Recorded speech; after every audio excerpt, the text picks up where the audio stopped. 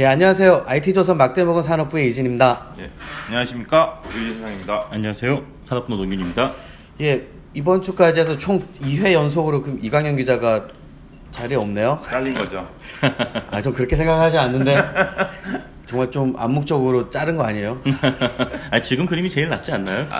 아니에요. 방향이 지금 바빠요. 국회에서 미안해. 국회에서 굉장히 열심히 일하고 있는데. 걔 지금 워딩 치느라 얼마나 고생하고 있는데. 워딩 치는 것만큼 꼭 특종을 해오리라 믿고요. 오늘 막대먹은 산업부 주제는 삼성전자 얘기를 좀 해볼까 합니다. 삼성전자 실적이 오늘 깜짝 놀랐어요. 네. 안 그래도 13일 오늘 이제 촬영하는 날인데 삼성전자가 3분기 잠정 실적 이거 픽스된 건 아니고요. 일단 삼성전자 자체적으로 내부적으로 이렇게 추산한 잠정 실적을 오늘 발표를 했는데 또 사상 최대 실적을 또 경신을 했습니다. 2분기 때도 사상 최대 실적이었죠. 네, 맞습니다. 3분기에도 사상 최대시면 4분기는요.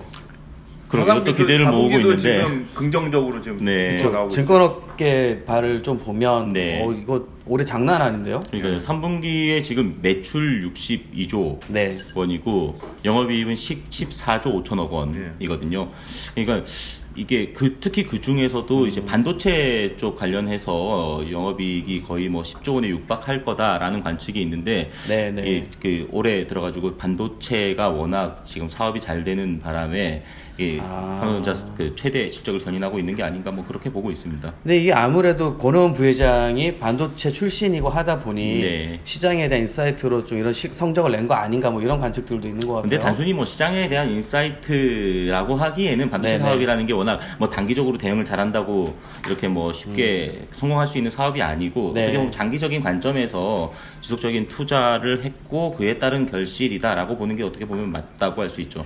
근데 이게 실적 면에서만 보면 삼성전자가 어느 때보다 좋고 주가지수도 지금 사상 최고치를 계속 기록하고 있는데 근데 위기라는 좀 불편한 지신들도 좀 있죠. 위기라는 얘기들도 좀 나오고 있긴 한데요. 그게 이유가 뭐냐 하면 일단 총수인 이재용 부회장이 지금 아직도 지금 구속 중이고 상태이고 어제 이제 항소심이 이제 첫 공판이 시작됐는데 되게 공방이 많았어요. 그런데 일단은 1심에서 지금 5년을 선고받았기 때문에 항소심에서는 지금 어떻게 될지는 아직 공판이 두 차례가 더 남아있기 때문에 그걸 좀 지켜봐야 될 것 같고요.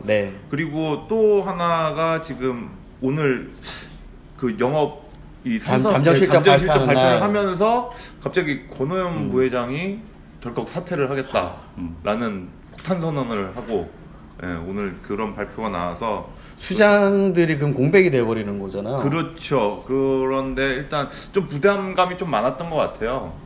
왜냐하면 일단 삼성전자가 앞으로 가기 위해서 여러 가지 M&A라든가 장기적인 그런 투자 결정을 해줘야 되는데 그거를 사실 총수가 아닌 관리를 해야 하는 지금 책임을 지고 있는 총책임자가 그것까지 하기에는 좀 무리가 있지 않을까라는, 그래서 좀 부담스럽지 않았을까라는 좀 추측을 해봅니다. 그런데 삼성 하면은 좀 다른 한국 기업들과 달리 관리의 삼성이라고 하잖아요. 그렇죠. 총수가 없더라도 자발적으로 사업부서에서 책임을 가지고 진행하는 이런 조직으로 잘 알려져 있는데 그 관리하는 거에 있어서는 사실은 상관은 없는데 이제 앞으로 어떻게 해야 될 것인가에 대한 책임을 사실 총수가 아니면 책임지기가 좀 어려운 상황인 거거든요. 그리고 이재용 부회장의 구속 이후에 계속 위기론이 나올 수밖에 없었던 게 말씀하셨던 대로 계속 다른 전문 경영인들이 뒷받침하고 있었음에도 불구하고 뒤따른 악재가 또 있었냐면 이제 최지성 부회장, 미래전략실 실장을 하고 있었던 최지성 부회장도 같이 연루가 돼서 이렇게 또 공백이 생겼고 미래전략실이 또 없어졌죠. 미래전략실 자체가 또 해체가 되기도 했고 그리고 어떻게 보면 권오원 부회장이 삼성전자 아까 실적 말씀드릴 때 말씀드렸지만 가장 핵심이 되는 DS 부문 수장이고 반도체 삼성 디스플레이도 삼성 디스플레이 수장도 겸직하고 있었거든요. 어떻게 보면은 그 이후에 가장 삼성전자를 이끌 큰 어른이라는 느낌이 있었는데 이분마저 이제 용퇴를 결정하셨으니 말 그대로 이제 정말로 이렇게 컨트롤 타워가 없어진 것 아니냐라는 관점이 나오는 거죠. 그럼 이게 없어진 걸로 보는 게 합당한 좀 추론이 가능한 건가요? 없어졌다고요? 컨트롤 타워가 없다. 뭐 이렇게 봐야 되나요? 뭐 아직 왜 이렇게 발끈하고? 아니 아직까지는 뭐 권은 부회장이 없다 하더라도 네. 뭐 여러 부문에 있어서 각 부문 사장들도 있고, 네. 뭐 당장 사업이 뭐 안 돌아간다든지 뭐 그런 건 물론 아니죠. 예, 네. 그런 건 없을 건데 질문의 의도를 잘 모르겠네요. 이 컨트롤 타워가 이제 진짜 없어지는 건가? 어찌됐건 지금 현재 상황으로 보면 약간 부재는 맞죠. 왜냐하면 언제냐 9월 초에 있었던 그 입하 독일에서 네네. 입하 때도 윤보근 사장이 와서 네. 이제 기자들하고 면담을 좀 하는데 그때도 사실 굉장히 두려움을 많이 얘기를 했었어요. 강조를 굉장히 많이 해서 좀 살짝 기자들 사이에서는 좀 눈살을 찌푸리긴 했었거든요. 왜냐하면 너무 이재용 부회장이 없는 거를 강조를 하면서 두렵다, 무섭다, 계속 위기다 이런 얘기를 계속 하다 보니까 이거 일부러 밑밥 까는 거 아닌가라는 얘기도 살짝 나오긴 했었어요. 밑밥은 너무 전문가죠. 전문가인데 밑밥을 깔았다. 근데 권오현 부회장도 사실 오늘 이렇게 퇴진 의사를 밝히면서 비슷한 뉘앙스의 얘기를 했어요. 지금 회사가 많이 위기 상태다라는 얘기를 했고요.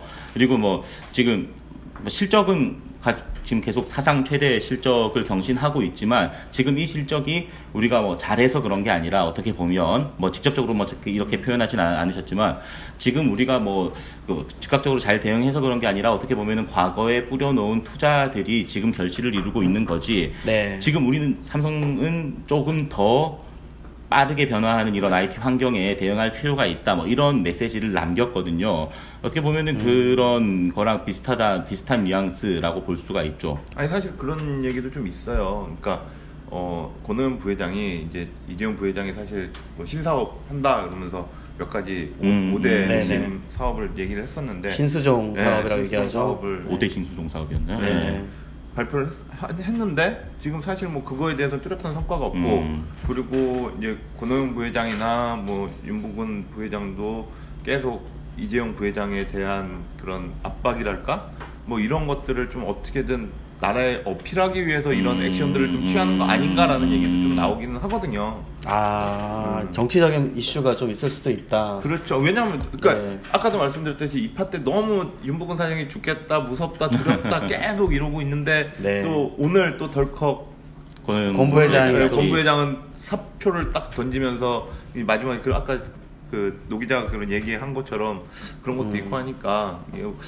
이건 사실 뭐 그냥 추측이에요. 저희가 뭐 이렇게 공식적으로 얘기할 수 있는 건 아니긴 한데 사실 그런 관측도 사실 나올 수가 있죠. 지금 그렇게 볼 수도 있다. 뭐 이런 현재 안 그래도 이재용 부회장의 구속 이후에 총수 부재에 따른 위기론이 꾸준하게 제기가 됐는데 거기에 어떻게 보면 이제 쐐기를 박았다라고 볼 수가 있죠. 그런데 권오현 부회장마저 없어지면. 근데 되게 아이러니한 게 아까 뭐 권오현 부회장 같은 경우는 뭐 과거에 몇 년을 해와서 이게 그렇게 성과가 나온 거다라고 얘기를 하는데 사실 일반인들이 볼 때는 어떻게 받아들이냐 하면 이재용 부회장 없는 게 오히려 실적에 도움이 된 거 아니냐라는 얘기들이 진짜 인터넷에 보면 그런 얘기들이 굉장히 많아요. 그런 음모론이 있죠. 음모론인가요? 총수 위기론 관련해서 기사 나오고 하면 주로 달리는 댓글 중에 하나가 그런 류의 댓글들이 있었죠. 물론 그거는 이제 삼성전자뿐만 아니라 이제 기업 총수들이 가끔 또 이제 열심히 공부하러 들어가시잖아요. 들어가시다 보면 꼭 그 해에는 묘하게도 그 기업의 실적이 좋았어요. 주가지수 뭐 사상 최대치를 기록을 한다거나 이런 경우가 있어서 근데 이거는 그런 얘기가 나온 것 같은데 시기적으로 아까도 말씀드렸지만 어떤 사업이라는 게 뭐 단순히 뭐 하루 이틀 만에 그렇죠. 실적으로 연결되는 게 아니고 그 전에 뿌려놓은 것들이 이제 그 과실로 연결되는 거기 때문에 마침 그렇게 까마귀 날짜 배 떨어지는 건데 사실 그래서 아까 말씀하신 뭐 바이오라든지 그쪽 관련해서 투자가 이루어지고 있는데 어떻게 보면 그 권오현 부회장 입장에서는 반도체 쪽에 또 지금 앞으로도 계속 투자가 더 이루어지고 해야 되는데 그런 쪽으로 좀 주도권을 잡지 못한 것 아닌가 뭐 이런 관측도 그런 관측도 있고요. 할 수는 있죠. 네네. 그렇죠. 워낙 눈에 띄는 사업 부분들이 있기 때문에 뭐 빅스비 같은 경우도 소프트웨어 산업도 사실은 굉장히 좀 빨리 가야 되는 부분이고. 그렇죠. 빨리 가야 돼서 지금 빅스비도 사실은 얼마 전에 한 달 정도 됐군요. 한 달 전에 책임자가 바뀌었거든요. 네. 그 과거의 이인종 부사장이 좀 더 컨트롤을 하는 방향으로 바뀌었고 네. 그 밑에 이제 빅스비만 전담하는 부사장이 지금 미국에서 공수돼서 와가지고 그렇죠. 예. 여튼 뭐 전반적으로 그룹을 전체를 아우를 수 있는 컨트롤 타워는 이제 없어졌다 이렇게 볼 수 있을 것 같고 결과적으로 네. 그래서 이제 올해 연말에 있을 삼성전자 인사에 더더욱 이제 관심을 가질 수밖에 없는 상황이 됐습니다.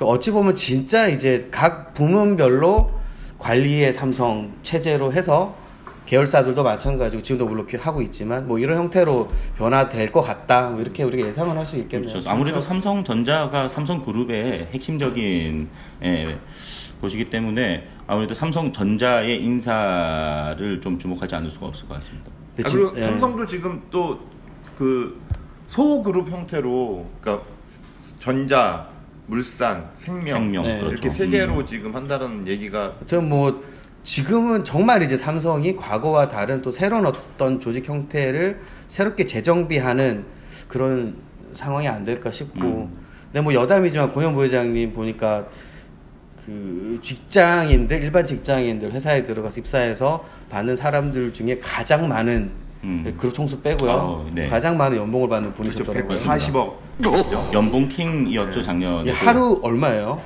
하루는 제가 그런 거 받아본 적이 없어서 모르겠는데 대략 한 달에 월급이 한 10억 원 약간 안 되지 않을까. 네, 세금이 얼마인지도 모르겠어요 사실. 근데 진짜 그만한 어떤 연봉을 받는다는 말은 그만큼 삼성에서 의미하는 바가 엄청나게 큰 분이었다. 그렇게 평가를 할 수 있는 것 같고요. 내부적으로도 아무래도 그 말씀드렸다시피 연구원 출신으로 시작해서 이렇게 그 입지전적인 인물이기 때문에 그 존경도 많이 받으신 분으로 알고 있거든요. 네. 네, 그런 면에 있어서 사실 그 실적 발표, 잠정 실적 발표와 함께 이 권은 부회장의 이 용퇴 소식은 참으로 충격적이었다. 많다고 생각합니다. 그렇게 볼 수 있을 것 같습니다. 여튼 뭐 삼성은 언제나 뭐 기자들 사이에서도 항상 이슈가 되는 아이템들을 많이 가진 그런 회사입니다. 제품이 됐건. 근데 또 세상에서 제일 쓸데없는 걱정이 삼성 걱정이라고. 맞아요. 세상에서 제일 쓰잘데기 없는 게 연예인 걱정하고 삼성 걱정해 주는 거죠. 이 말도 의미하는 바가 크다고 생각합니다. 앞으로 삼성 관련 기사 두 분 다 취재 열심히 해주시고요. 네. 기사로 또 많은 걸 알려드리도록 하겠습니다. 이상 오늘의 막대먹은 산업부 여기서 마치도록 하겠습니다. 감사합니다. 감사합니다.